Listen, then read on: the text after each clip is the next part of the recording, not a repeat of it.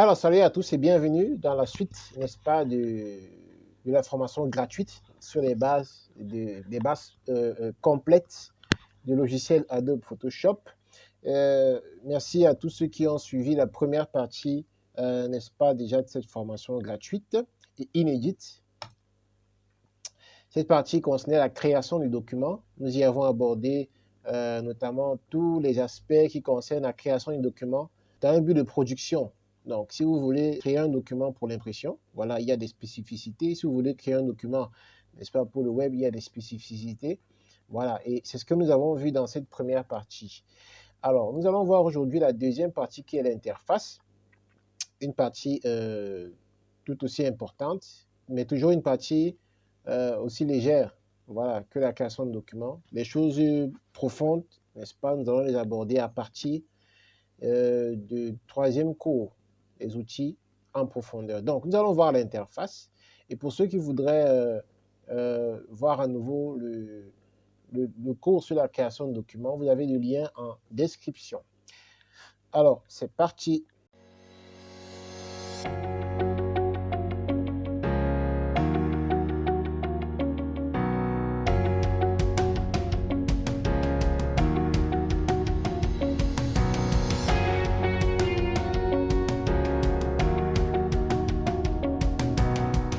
Très bien, nous nous retrouvons sur Photoshop. Nous avons ouvert le logiciel Adobe Photoshop. C'est la version CC 2018 que nous utilisons. Et comme c'était prévu la dernière fois, dans le dernier cours, nous avons vu comment créer un nouveau document. C'est ce que nous allons faire. Là, nous sommes dans la première interface de création de document. Et nous allons créer notre nouveau document. Très bien. La fenêtre de création de nouveau document, n'est-ce pas, apparaît. Nous allons le but ici n'est pas effectivement de travailler sur un document fini, mais de présenter l'interface. Et pour cela, il nous faut tout simplement avoir un document. Même s'il sera vide, mais le but c'est d'avoir un document. Du coup, nous n'allons pas prendre le temps à choisir le document. Ici, nous allons simplement prendre le premier. Ce sera un fichier A4. Nous n'allons rien modifier sur les dimensions. Donc, comme vous pouvez voir, on va laisser en millimètres. Hein. En largeur et en hauteur, le nombre de la résolution, voilà, mode colorimétrique, RGB 8 bits. Allez, on y va. Create. On crée notre document. Très bien. Lorsqu'on a créé le document, on atterrit sur cette page, l'interface, n'est-ce pas, de Photoshop. Je vais dire l'interface de l'espace de travail. Je préfère préciser comme cela. C'est ce qu'on appelle l'espace de travail. Tout ça, c'est l'espace de travail. OK? Donc, cet espace est séparé en plusieurs parties. Nous allons voir chaque partie. La première partie, c'est celle du haut là. Vous voyez, c'est celle du haut avec les différents menus. Ça, c'est la barre de menu, n'est-ce pas, de Photoshop. Dans cette barre de menu, vous allez voir des 11 menus. Voilà. Et le premier menu, c'est le menu fichier. File en anglais, fichier. N'est-ce pas, lorsque vous cliquez sur le menu fichier. Alors, ce que je veux spécifier ici pour les deux premiers menus, fichier, édition, file, edit, n'est-ce pas, la spécificité, c'est que ça fait partie d'une convention dans la création des logiciels qui veut que tous les logiciels, n'est-ce pas, aient au moins minimum ces deux menus. Il y a également peut-être le menu Aide. Voilà. Mais le reste des menus peut être spécifique à un logiciel, au logiciel en question. Mais généralement, vous allez voir le menu fichier où il y a des boutons communs, des boutons qui vont revenir dans d'autres logiciels, comme le bouton créer fichier nouveau. Donc, ça, c'est pour créer un nouveau document. Voilà, ça apparaît lorsque vous êtes à l'intérieur, n'est-ce pas, de l'espace de travail. Vous pouvez aller créer un nouveau document. Vous pouvez ouvrir, n'est-ce pas, un nouveau document. Vous pouvez ouvrir un nouveau document à partir de Adobe Bridge. Bridge, c'est un autre logiciel qui permet, n'est-ce pas, d'organiser les documents. Vous pouvez ouvrir, n'est-ce pas, un fichier d'une autre manière. OpenAS, vous pouvez ouvrir comme un objet dynamique. Ça, on le verra plus tard quand on va parler des calques. Nous allons parler des objets dynamiques, Smart Objects. Là, c'est pour ouvrir les fichiers récents. Donc, vous voyez que le menu fichier, et ça, c'est une convention internationale générale. Dans tous les logiciels, le menu fichier contient ces boutons-ci. Nouveau document, ouvrir, voilà. Et effectivement, il y a sauvegarder sous, Voilà, enregistrer sous, enregistrer, fermer, tout ça, c'est exit, voilà. Donc, importer, voilà, importer, exporter. Généralement, c'est les boutons qui reviennent dans le fichier menu, généralement, de manière générale. Maintenant, les autres sont spécifiques, n'est-ce pas, au logiciel. Ici, on va automatiser, ça c'est spécifique à Photoshop, les scripts, ainsi de suite, ainsi de suite. Et vous avez le menu Edit. Le menu Edit également, c'est un menu très commun. Il contient des actions, voilà, de retour, arrière, CTRL Z. Tous les logiciels ont ces commandes-ci. C'est pour rentrer en arrière lorsqu'on a fait une erreur. Photoshop ne permet pas de rentrer en arrière, comme par exemple dans Word, où on a à faire CTRL Z plusieurs fois et on rentre en arrière. Pour ce qui est de la spécificité de Photoshop, il y a cette autre combinaison. Voilà, Shift CTRL Z qui permet de rentrer plusieurs fois en arrière. Ok. Et là, Step Forward, c'est pour rentrer plusieurs fois en avant, pour restaurer en fait, plusieurs fois en avant, dans plusieurs actions qu'on veut restaurer. Alors, d'autres menus comme couper, copier, voilà, couper, collage spécial, voilà, vous voyez, couper, copier, coller. Ça, ce sont des menus qui apparaissent toujours dans le menu édition. Ce sont des sous-menus du menu édition et c'est commun à tous les logiciels. Ok, le reste, c'est spécifique à Photoshop. Il y a également le menu préférences, voilà, qui est aussi un menu où on peut changer, n'est-ce pas, l'interface de notre, voilà, de notre logiciel. Par exemple, le premier, quand on va par exemple dans interface, on peut changer les couleurs de cette interface de manière générale. Vous voyez, on peut mettre la couleur grise, on peut mettre la couleur blanche, voilà, selon nos préférences, on peut mettre la couleur, une couleur un peu plus, encore plus sombre.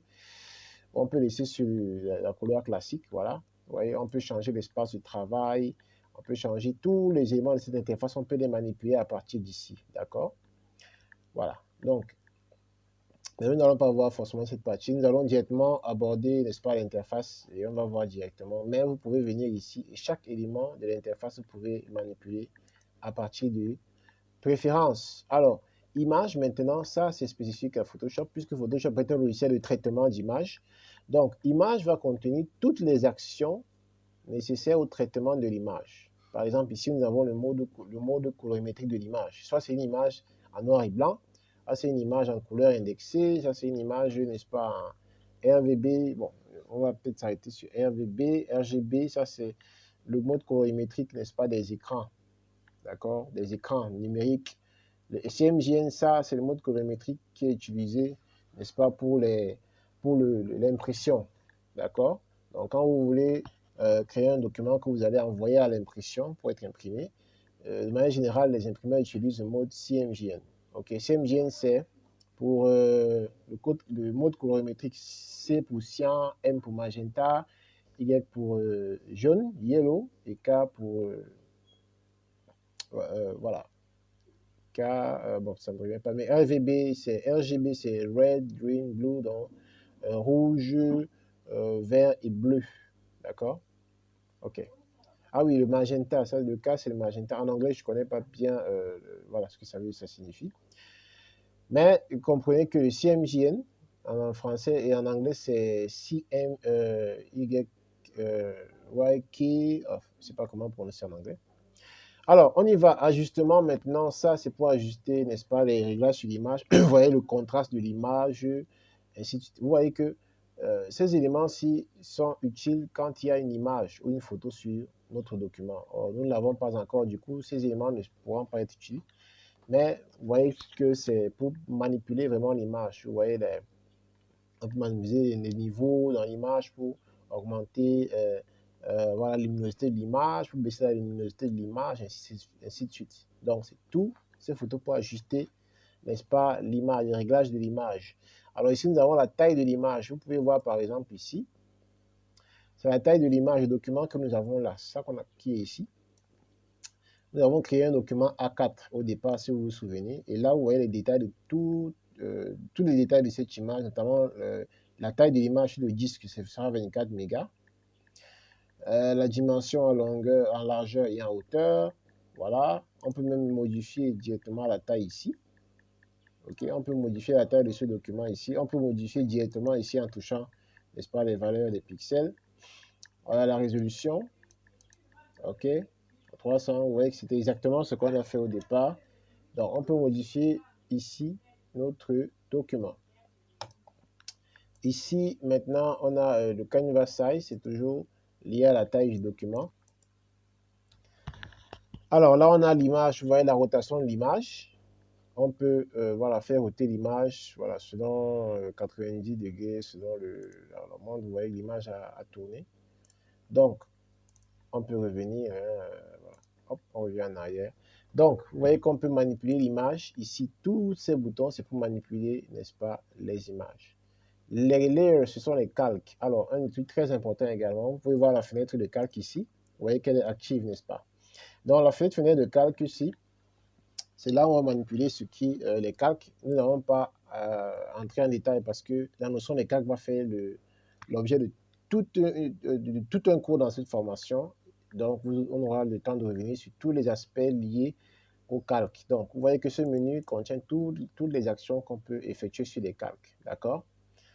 Et ici, au niveau de type, c'est la police, je veux dire ce qu'on appelle la typographie ou encore la police d'écriture. D'accord? Dans les textes, si vous voulez. Pour être plus simple, ce sont les textes, on appelle ça la typo. Voilà, dans le jargon du graphisme.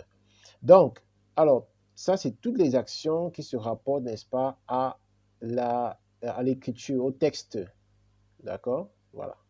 Donc, select, ça, c'est toutes les actions qui se rapportent à la sélection. Si vous voulez sélectionner le document, sélectionner les objets dans le document, ainsi de suite, tout ce qui se rapporte à la sélection d'objets, sélection d'items, voilà, tout se passe ici. Les filtres, c'est tout ce qui se rapporte, n'est-ce pas, aux effets spéciaux, voilà, que vous voulez appliquer sur une image, si vous voulez appliquer des filtres spéciaux, voilà, si vous voulez appliquer des filtres 3D, si vous voulez appliquer des filtres de flou, de distorsion d'image, d'accord, ainsi de suite, ainsi de suite. Bon, il y a plein d'effets intéressants là. Ça fera l'objet de tutos aussi. Il y a la partie 3D. Le menu 3D, c'est pour manipuler les objets en 3D depuis Photoshop. Alors, pour ceux qui ne savent pas Photoshop, faites de la 3D. Alors, le view maintenant, ça c'est vraiment pour tout ce qui concerne les éléments qui sont visibles ici. Les éléments visuels, les marques visuelles, comme par exemple le zoom, zoom out, tout ce qui concerne les vues, vous voyez.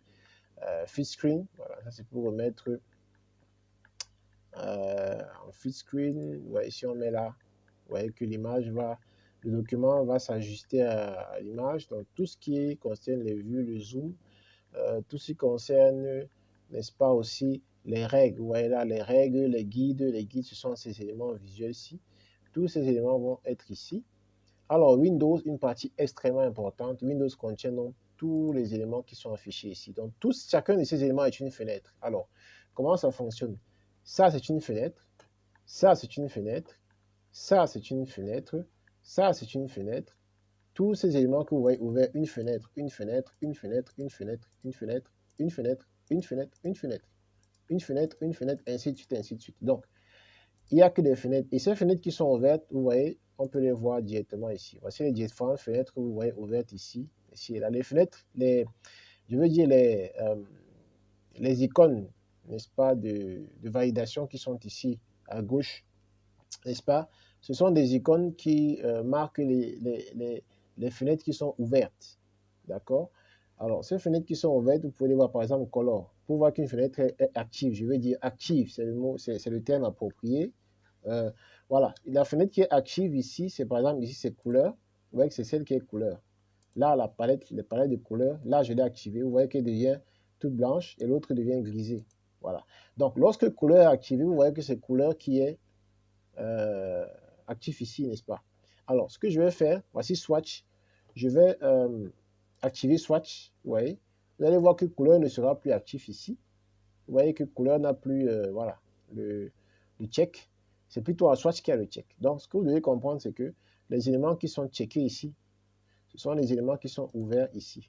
Donc, là, c'est la fenêtre Learn pour apprendre quelques tutos pour débuter sur Photoshop. Et là, layer, les calques, c'est checké. Donc, vous voyez que si on va à Windows, voilà, ça c'est checké, ça c'est checké. Alors, si je viens sur Channel, je reviens, vous voyez que Channel maintenant est checké, layer n'est plus checké. Donc, bien comprendre, toutes ces options ici, la fenêtre des options, c'est ça ici. La fenêtre des options, c'est là. On a mis ça en haut. Et la fenêtre des outils tools, voici les outils ici, tools, d'accord? Très bien. Alors, abordons directement la partie des outils. Cette partie des outils est liée directement et étroitement à cette partie des options. Parce que chaque outil ici a ses options. Comme vous pouvez le voir, là, c'est cet outil qui est actionné, n'est-ce pas? Qui est actif. Donc, comme cet outil est actif, vous voyez que là, les options de cet outil sont placées ici. Et ces options sont relatives à cet outil. Si je change maintenant d'outil, je clique sur le deuxième outil, hop, regardez bien ce qui s'est passé. Les options ont changé. Ça montre que chaque menu a des options et chaque option ici, c'est une a sa spécificité. Donc, nous allons aborder la partie des outils à partir du prochain cours et de manière détaillée, nous allons aborder chaque point de chaque outil et vous saurez effectivement tout ce qu'on peut faire avec ces outils-là. Et voilà, cet outil, vous voyez que là, c'est différent. Là, ça a changé. Là, ça a changé, ainsi de suite. Donc, chaque outil, n'est-ce pas, a ses options. Très bien. La fenêtre du milieu ici, c'est la fenêtre du document en lui-même. Vous voyez que là, il y a un onglet. L'onglet représente le document qui est ouvert actuellement. Vous voyez que Photoshop ouvre les documents par onglet. Ça veut dire qu'on peut ouvrir plusieurs documents. On va tester directement. Fichier, nouveau. J'ouvre un nouveau document avec une taille différente. Par exemple, ici, on va mettre voilà, custom. Par exemple, cette taille-ci, on la prend. On valide. Vous voyez que Photoshop a ouvert un nouvel onglet avec le nouveau document et sa dimension. L'autre document est toujours ouvert, on peut y accéder. Et vous voyez qu'il y a cette croix-là qui signifie qu'on peut fermer ce document uniquement, l'autre restera ouvert. D'accord? Voilà. Ainsi de suite. On peut ouvrir même un troisième. Vous allez voir un troisième. Il va s'ouvrir sur un troisième onglet. Je choisis une taille quelconque. Hop, hop, hop. Et voilà. C'est parti. Vous voyez que là, on a 3 documents qui sont ouverts dans l'espace de travail de Photoshop. Ça, c'est très important de comprendre cela. Ici, nous avons la règle qui nous permet déjà de voir les unités de mesure. On peut changer les unités de mesure directement en cliquant, en faisant un clic droit ici. Là, on est en pixels. On peut dire que bon, on veut travailler en centimètres. On clique ici. Et vous voyez que là, l'unité de mesure a changé. On est en centimètres. Là, on veut travailler en millimètres, ainsi de suite, ainsi de suite. D'accord? Très bien. À droite, maintenant, nous avons les différentes autres fenêtres. Euh, Là, je vais juste vous montrer comment les déplacer. Vous allez voir qu'on peut manipuler l'espace de travail à notre guise. Par exemple, je peux vouloir que les calques soient isolés, ils ne soient plus collés à cette zone. Je peux cliquer simplement ici. Je déplace, n'est-ce pas, avec la souris. Vous voyez que là, je peux déplacer. Je clique sans lâcher, je déplace. Et là, je peux poser ma fenêtre des calques ici. Je peux l'agrandir et la mettre là où je veux. Donc, là où je sens à l'aise, si c'est un outil que j'ai l'habitude d'utiliser, je vais l'isoler pour y avoir accès facilement. Je peux le déplacer. Donc, on peut déplacer tous ces outils, on peut les mettre où on veut. On peut venir les remettre ici. Et pour les remettre, vous voyez, par exemple, là où c'est bleu, ça signifie que c'est là où ça va se mettre. Si je mets là et que ça devient bleu, ça va se mettre sur cet espace-ci. Si je le mets ici, ça va se mettre seul sur cet espace. Mais si je le mets là, vous voyez que ça a pris le cadre. C'est-à-dire que ça va se remettre dans le cadre, vous voyez. OK. Là, je peux remettre le cadre, le channel ici. Là, je peux prendre le cadre, je peux le mettre ailleurs, ici par exemple à droite. Hop, vous voyez que là, le cadre s'est placé ici à droite. Donc l'espace de travail a changé. On peut le manipuler comme on veut en déplaçant, n'est-ce pas, ces fenêtres-là à notre guise. Et vous voyez les petites flèches ici, c'est pour agrandir, n'est-ce pas, ou rétrécir, n'est-ce pas, voilà, un bloc de fenêtre. Hop, vous voyez que là, on a plus de détails, n'est-ce pas, sur ce bloc de fenêtre. Tandis que là, on peut réduire ici. Hop, voilà, vous voyez, on peut réduire même tout si on veut plus d'espace pour le document. Et si on connaît déjà un peu la signification des icônes et qu'on n'a pas besoin des textes, on peut faire comme ça ou alors on peut revenir et tout agrandir. Donc, c'est à nous de voir. Donc, pour vous montrer que vous pouvez manipuler l'espace de travail à votre guise. Et on va terminer avec, n'est-ce pas, les workspace. Et puis, l'arrangement, n'est-ce pas? L'arrangement fonctionne comment? C'est intéressant parce que vous pouvez travailler sur 2 documents directement. Vous pouvez ouvrir les 2 documents à la fois. Là où vous voyez que vous pouvez ouvrir un seul document à la fois, d'accord? Un seul document à la fois, mais avec cette vue-ci, Arrange, on peut dire que, OK, je veux que verticalement, par exemple, prenons celui-ci, je veux que verticalement, il y ait 3 fenêtres. On clique, hop, tchac. Vous voyez, Photoshop va automatiquement afficher chaque document dans une fenêtre. Il a réorganisé. On peut venir, on dit non, je veux que ce soit plutôt arrangé verticalement. Hop, verticalement. Non, verticalement, horizontalement plutôt. Voilà. Hop, vous voyez que ça a mis horizontalement. Tous les documents sont horizontaux. On peut dire qu'on veut arranger ça à 2 plutôt. Hop, on met à 2 horizontal. Vous voyez que Photoshop a automatiquement arrangé 2 documents sur une fenêtre et l'autre sur la deuxième fenêtre. Ou alors on peut arranger en disant, OK, je veux cette forme-ci. Vous voyez, donc c'est très intéressant. Ça fait qu'on peut prendre un objet ici. On peut prendre un objet ici, dans cette partie. On peut le glisser, n'est-ce pas, sur cette partie, ainsi de suite. Et lorsqu'un élément est actif, vous voyez qu'il passe en surbrillance. Très bien. Donc, on va revenir sur notre écran normal. Hop. Et le deuxième élément, le dernier élément qu'on va voir, c'est le workspace. Workspace, en fait, ça contient les différents espaces de travail en fonction, n'est-ce pas, de notre compétence, voilà, ou de notre expertise. Si on est un expert en 3D et quand vous travaillez sur Photoshop, Photoshop a un espace de travail réservé à ceux qui font de la 3D. Si je clique sur 3D, vous allez voir que tous ces éléments s'y vont changer. Allons-y, on clique sur espace de travail, workspace en anglais. On clique sur 3D, hop, vous voyez que l'espace de travail a changé. Et automatiquement, Photoshop a réorganisé pour mettre en avant les fenêtres qui concernent la 3D.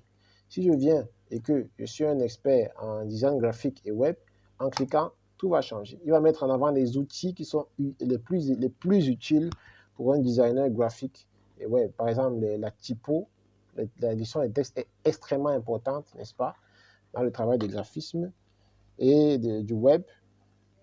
Les calques, extrêmement importants. Les outils, vous allez voir que les outils sont indispensables. Mais ici, ça change. Il y a des outils, ça réorganise les outils en fonction de ce qu'on veut faire. Mais les outils changent. Ils sont toujours là, mais ils sont réorganisés différemment.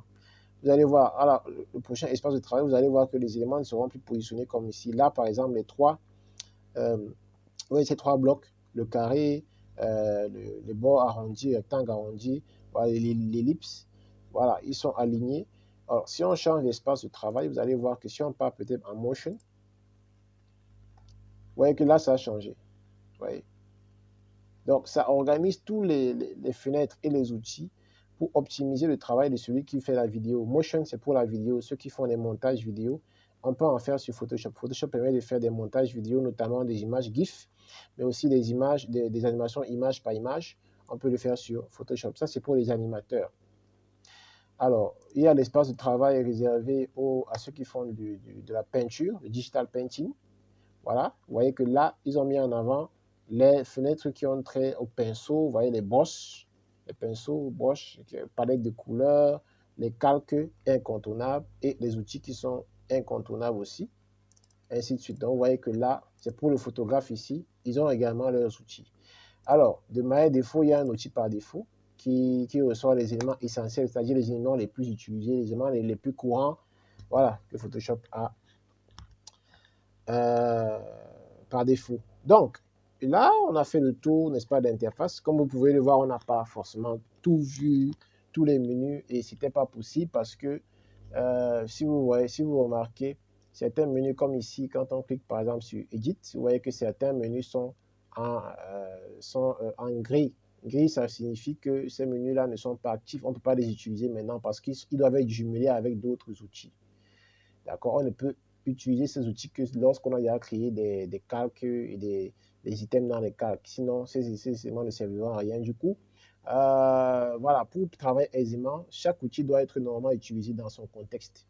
Ça veut dire que, en fonction du travail que nous sommes en train de faire, on va utiliser certains outils et d'autres pas.